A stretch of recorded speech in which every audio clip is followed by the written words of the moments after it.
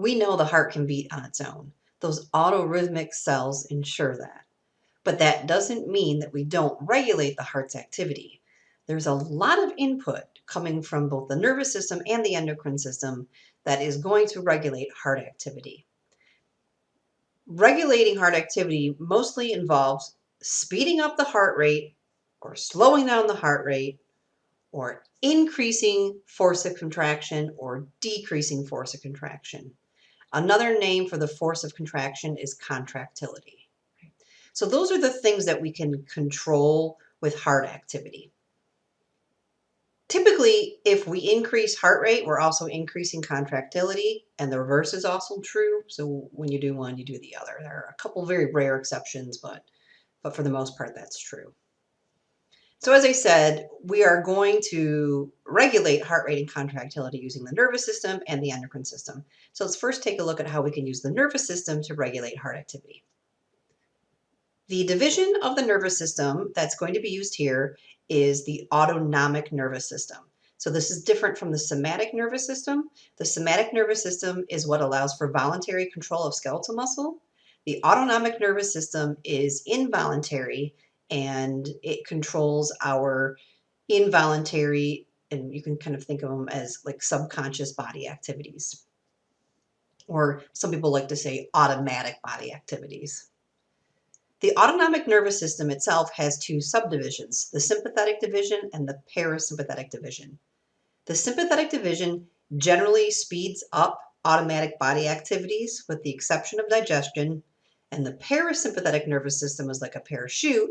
It slows down most of your automatic body systems except for digestion. It speeds that up. So the sympathetic nervous system is also known as fight or flight. The parasympathetic nervous system is also known as rest and digest.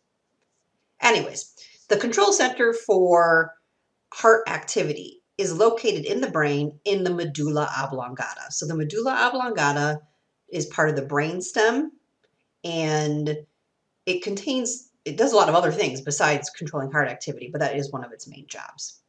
There are two places in the medulla oblongata, or two nuclei, if you will, that act as control centers for heart activity. We have a cardio-acceleratory center and a cardio-inhibitory center. And as you can imagine, the cardio-acceleratory center is going to speed up heart rate and increase contractility, and the cardio-inhibitory center is going to decrease heart rate and decrease contractility. In order to understand how we're going to use the brain to regulate heart activity, we should do a quick review of how the nervous system is able to communicate with other cells. So signals from the medulla oblongata are going to travel to the heart through large structures called nerves. I say large just because a lot of times people think that nerves are like microscopic things, but nerves are gross anatomical structures. I mean, sometimes they're really small, but you know, they are really big too. So these nerves are just bundles of axons that are carrying action potentials or signals from one location to the other. So a signal will travel from the medulla oblongata to the heart by going through a nerve. Inside of a nerve are axons. So at the very end of the nerve is where you find the ends of your axons, and the ends of the axons, called axon terminals, are going to release neurotransmitter onto the heart, onto the cardiac muscle cells, typically the AV node and the SA node. These neurotransmitters are going to bind to receptors that are embedded in the cell membrane of the cardiac muscle cells. Once the neurotransmitter binds to the receptor is now activated, and this will either cause inhibition or enhancement of an action potential at that location. Let's take a closer look at what happens when we use the sympathetic division to regulate heart activity. We know the sympathetic nervous system is the fight or flight. It's going to speed up the heart rate so you can run away from the threat that's happening, right? So the function of the sympathetic nervous system is to increase heart rate and increase contractility. What activates the sympathetic nervous system varies. Exercise can activate the sympathetic nervous system, which makes sense because when you're exercising, you need your heart rate to go up. Excitement and stressful things like emergencies can activate the sympathetic nervous system communication to the heart. The particular nerve that we're going to use here is called the cardiac nerve. So this is a spinal nerve, and it is going to carry the signal from the spinal cord. So it goes from medulla oblongata down the spinal cord, and then it's going to go from the spinal cord to the heart by traveling through the cardiac nerve. The target of the cardiac nerve is going to be mostly the SA and AV nodes of the heart. The cardiac nerve will release the neurotransmitter norepinephrine onto these locations of the heart. At heart tissue, norepinephrine binds to beta receptors. We do have other receptors for norepinephrine. Those are called alpha receptors, but those are not located on the heart. Anyways, so norepinephrine binds to the beta receptors on the cardiac muscle cell membranes, and that is going to lead to the opening of calcium and sodium channels. And if you think back to our electrical activity of the heart, we know that in order to get the action potential, we have to open calcium and sodium channels. When the calcium and the sodium enters the cardiac muscle cell, that causes that depolarization phase of the action potential, and then that will lead to contraction. So ultimately, the sympathetic nervous system is going to enhance action potentials in the cardiac muscle cells. And this is how we get that enhanced contractility and our increased heart rate. We're getting more sodium and more calcium more often into those cardiac muscle cells. Before we leave this slide entirely, I want to talk a little bit more about norepinephrine. Norepinephrine belongs to a group of chemicals called catecholamines. Other compounds in this group include epinephrine and dopamine, and there's several others, but those are pretty rare.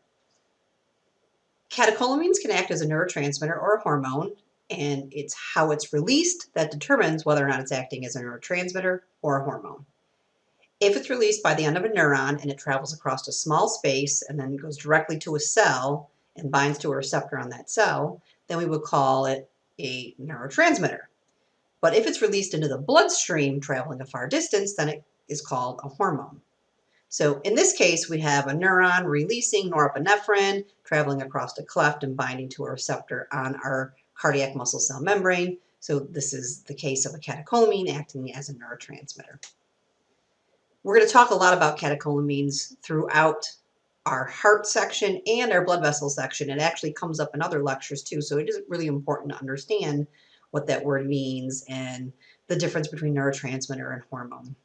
Here we see a more detailed view that's showing you how norepinephrine works. So what we're looking at here is the cell membrane of our cardiac muscle cell. So these would be our autorhythmic cells at the SA and AV node. This is our beta receptor that's going to bind to our norepinephrine.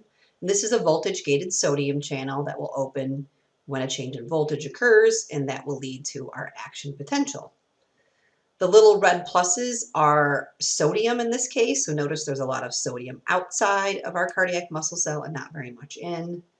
The current voltage status is negative 90 millivolts, which is a typical resting voltage for a cardiac muscle cell. So along comes our norepinephrine neurotransmitter. This was just released by the neurons that were part of that cardiac nerve being controlled by that sympathetic nervous system. So the norepinephrine will bind to the beta receptor, activating it, basically opening it if it's a channel. Now we are going to get sodium coming into our cardiac muscle cell. And as the sodium comes into the cardiac muscle cell, it is going to cause a depolarization, which is the beginning of our action potential. So we can see how we can get a change in voltage from this sodium, which ultimately came from the norepinephrine. Notice the norepinephrine itself does not enter the cardiac muscle cell, right? It only binds to the receptor on the outside of the cell. The parasympathetic nervous system can also regulate heart rate. Like a parachute, it will slow down the heart rate and slow down contractility.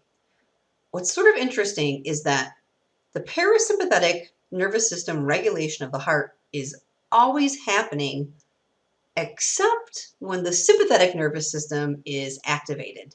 So basically, we constantly are telling the heart, slow down, slow down, slow down, slow down, unless that emergency sympathetic nervous system kicks in which case the parasympathetic signaling shuts off and the sympathetic takes over, telling the heart to beat faster and faster and increase that contractility. The nerve that's going to be used here to bring the signal from the medulla oblongata's cardioinhibitory center to the heart is called the vagus nerve. Because we use the vagus nerve for this parasympathetic response, we sometimes refer to this process as vagal tone. And what this means is that the overall average tone of the heart is determined by this vagus nerve, which is carrying a signal from the parasympathetic nervous system. So the vagus nerve is going to go to basically to the SA and AB nodes of the heart, where the ends of the neurons inside of that nerve are going to release the neurotransmitter, in this case, not norepinephrine, but acetylcholine. We don't want to release norepinephrine here because that would increase heart rate and contractility. We're going to use acetylcholine here. And the way the acetylcholine works is that it's going to bind to a different receptor. Acetylcholine does not bind to beta receptors. Acetylcholine is going to bind to a type of receptor called a muscarinic receptor. The muscarinic receptors, like the beta receptors, are embedded in the cell membrane of the cardiac muscle cell. And once they're activated, it leads to the opening of a channel, but not sodium and not calcium. In this case, it's going to lead to the opening of potassium channels. And this is important because once we open a potassium channel, the potassium diffuses from its area of high concentration inside the cardiac muscle cell to its area of low concentration outside of the cardiac muscle cell. So we have these positive ions that leave the cardiac muscle cell, and this causes something called hyperpolarization. Basically, it means we're doing the opposite of depolarizing. We're getting further from the possibility of an action potential. And if you get further from the possibility of an action potential, then you are going to decrease the rate of contraction and decrease the contraction strength. So here we have our cardiac muscle cell membrane again, but now in this case, we're using our muscarinic receptor. Okay? And the yellow pluses here are representing our potassium ions. So let's take a look at what happens when acetylcholine comes and binds to our muscarinic receptor. So the acetylcholine will activate the receptor, allowing potassium ions to leave our cardiac muscle cell. This is going to cause the voltage to drop rather than increase inside of the cardiac muscle cell, and we call that hyperpolarization. And like I said, that hyperpolarization means we get further from the possibility of an action potential, decreasing heart rate, and decreasing contractility. Besides the nervous system, we can also use hormones to regulate the activity of the heart. The two major groups of hormones that we are going to use to regulate heart activity include catecholamines and thyroid hormone.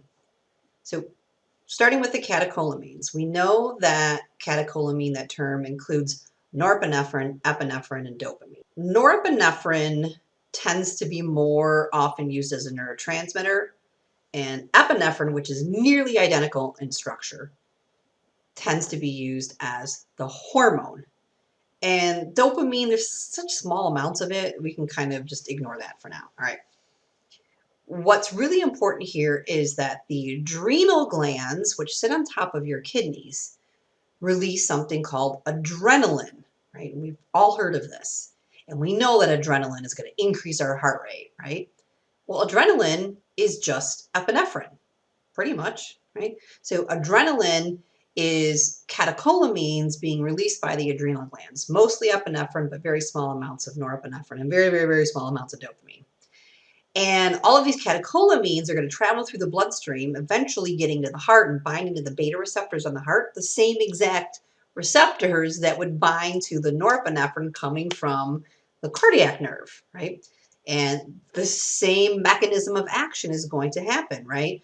We are going to activate the beta receptor, and we're going to enhance calcium and sodium coming into the cardiac muscle cell, which will increase action potentials, which will increase heart rate and contractility. So it's very similar to that sympathetic nervous system. Thyroid hormone is another hormone that regulates heart activity. So thyroid hormone is actually two hormones known as T3 and T4. The most active form is T3 though. So it turns out that most of what you release from your thyroid gland is T4, but once it gets to its target cell, the T4 has one iodine that's removed and it becomes T3. And T3 is what is going to actually affect the heart. The mechanism of action here is really complicated. We're not going to go into the details, but suffice to say, thyroid hormone does enhance calcium entry into cardiac muscle cells. And if we increase calcium entry into the cardiac muscle cells, we'll end up getting that calcium-induced calcium release from the sarcoplasmic reticulum. Calcium will bind to troponin, yada yada yada. You know it all, right? And we're going to get enhanced contraction, increased heart rate, increased contractility. Likewise, a decrease in these same hormones will decrease heart rate and decrease contractility.